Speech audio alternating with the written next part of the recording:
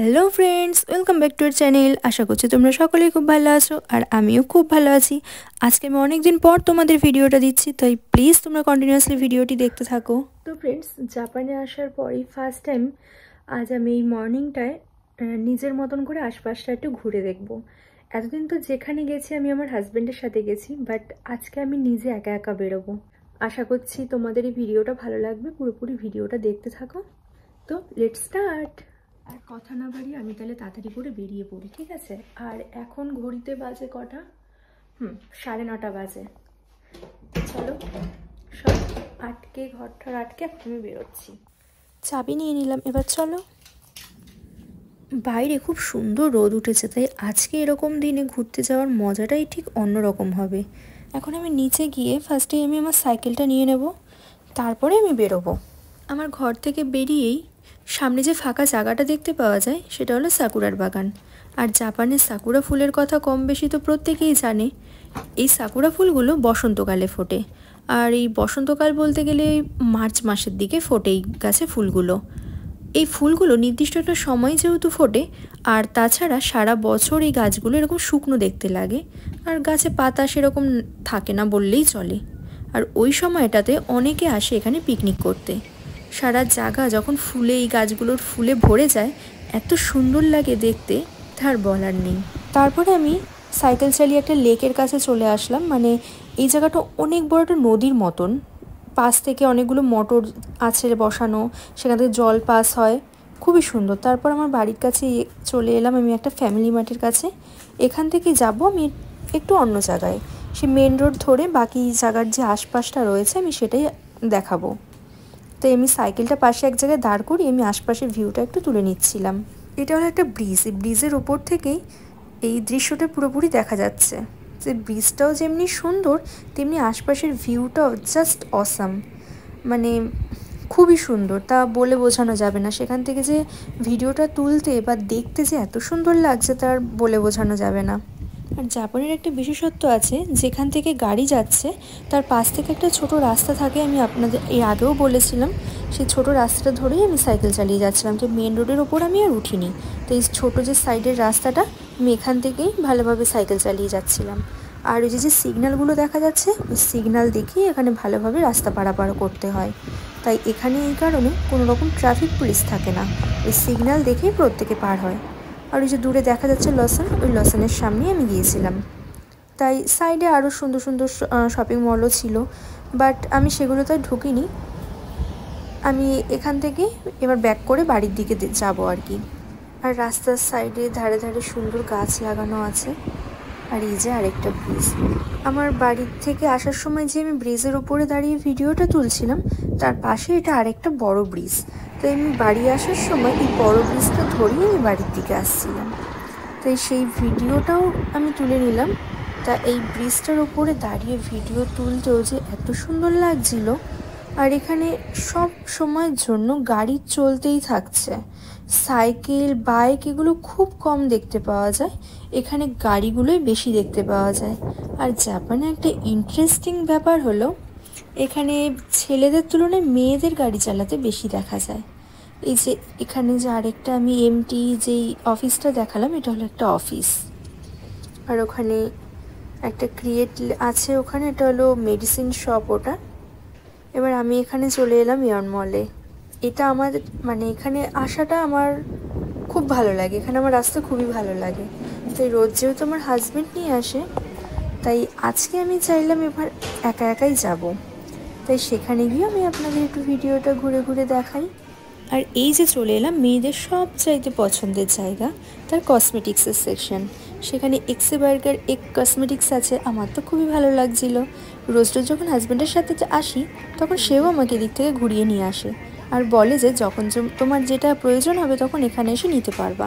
ঠিক তেমনি আজ আমার প্রয়োজন হয়নি, তাও আমি এখানে এসে আমি আশপাশে একটু ঘুরে দেখছিলাম। আমার যে এই জায়গাটা আসতে খুবই ভালো লাগে। আর মিরর দেখলেই ওই যে আমার একটা পছন্দের ব্যাপার, যেটা একটু আমার ছবি তুলতেই হবে, সেই কাজটা আমি খুব নিখুঁতভাবেই করতে পারি।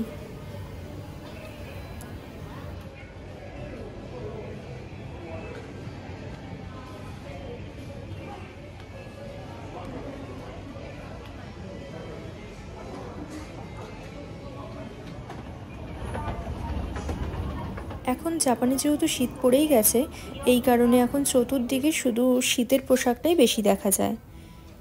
এখানে সোয়েটারগুলো ছিল রাখা, আর এখানে রয়েছে কিছু ব্যাগসের কালেকশন, কিছু রয়েছে টুপি, এছাড়াও আরও অনেক কিছু আছে। আর এই দিকটা জামা কাপড় রয়েছে আশপাশটা, মানে জামা কাপড় বলতে শীতের পোশাকই সমস্ত কিছু রয়েছে। আর এই যে সামনে দেখা যাচ্ছে জুতো, সেগুলো তো খুবই সুন্দর। এই শ্যুটা তো আমার খুবই ভালো লাগছিল, তাই সেটা আমি একটু টাচ করে দেখলাম। আর শুধু যে আমি এই শ্যুটার কথা বললাম তা কিন্তু না, এখানে প্রত্যেকটা শ্যুজ খুবই সুন্দর লাগছিল দেখতে। আর কি আর বলবো, এগুলো তো খুবই ভালো লাগছিল দেখতে, শীতের জন্য তো একদম পারফেক্ট।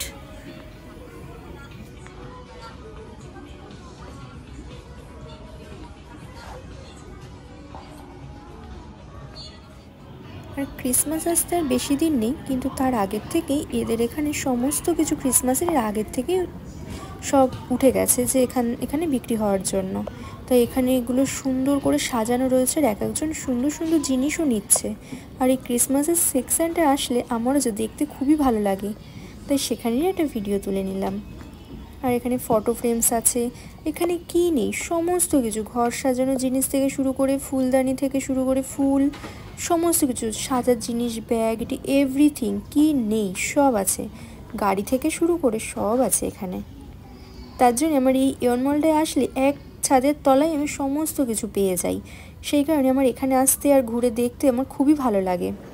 আমরা বেশিরভাগটাই এখান থেকেই কেনাকাটি করি।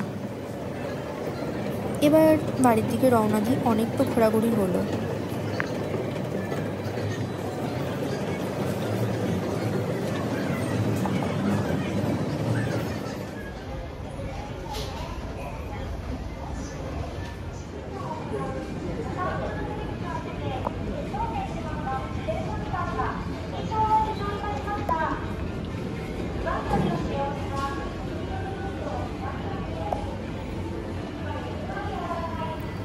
আর এটা হলো মাংসের সেকশন। এখানে হলো সমস্ত মাংস কীরকমভাবে থাকে, এখানে সব যেই পিস নেওয়া হবে সেগুলোই এক এক করে পুরো প্যাকেট করা থাকে, মানে পুরো বক্স করা থাকে, সেই এক একটা বক্স ধরে ধরেই পুরো নিতে হয়। আর আমার বাড়ির কাছে এখানে একটা সুন্দর টেম্পল আছে, সেখানে দাঁড়িয়ে আমি নিজের একটু ছবিও তুলে নিলাম, আর এখানে একটা ভিডিও তুলে নিলাম। মন্দিরটা দেখতে খুব সুন্দর, আর এখানের আশপাশের ভিউগুলো যে এত সুন্দর।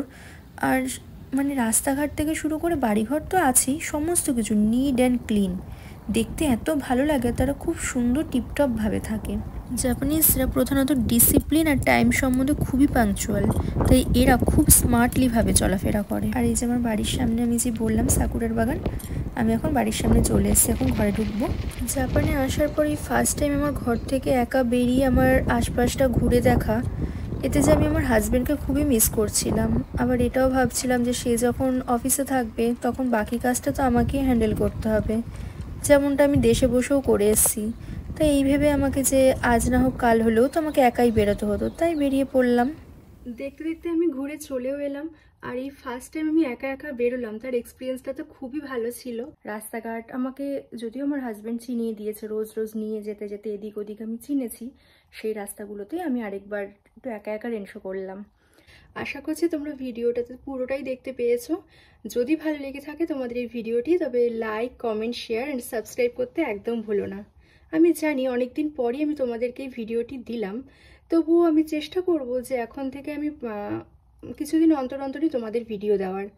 বাট আমার এখানে একা থাকার দরুনে আর আদারওয়াইজ যে চারিদিকের যে কাজবাজ সামলানো বা ঘর সামলানো, যেটুক যা বলো, আমরা নিজেরা একা দুজন থাকলেও সেই, আর যেহেতু নতুন পরিবেশে এক জায়গা থেকে আরেক জায়গায় এসছি, এই কারণে আমি একটুখানি টাইম করে পাইনি যে ভিডিও করব। দুজনে মিলে সাইকেলে বেরিয়ে যেতাম, তা ওরকম ফোন দিয়ে আর ভিডিও করা হয়নি। তা আজকে একা একা বেরিয়ে সমস্তটা হ্যান্ডেল করলাম, আর অন্যদিন তো আমার হাজব্যান্ডই করে দেয়। আশা করছি তোমরা এখন থেকে ভিডিও পাবে। তো দেখা হচ্ছে আবার নেক্সট কোনো ভিডিওতে, ততক্ষণ তোমরা ভালো থেকো, বাই বাই।